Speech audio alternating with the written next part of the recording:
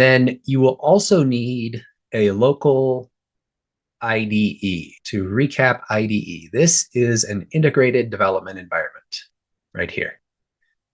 It allows you to write code and interact with terminal and your console and run commands all in one integrated panel. And this is a cloud IDE. To run locally, you need a local IDE. And the most common one is VSCode here. And all of the popular options, Cursor, Windsurf, this new Kilo code that I showed everybody on the call last week, they all run on Visual Studio. So this is the underlying IDE that runs underneath all of them. And then they have an agentic plugin on top.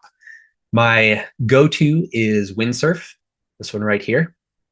Their pricing is really good, and they give you a lot of token usage for the money. They're prompt-based. It's basically 3 cents a prompt, and then it'll go through as many actions as it can based on the prompt.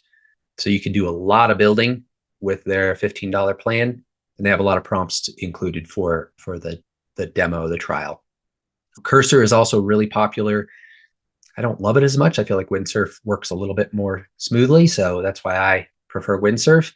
And then my new addiction is Kilo Code. And this thing is awesome because of the orchestrator mode here. You give it a PRD and it goes through and architects the whole thing out, and then it subs out the tasks to different little agents inside the platform and can do really incredible builds that are well documented. So, and it's a fork of Klein and Rue. So it's a very, very solid little platform.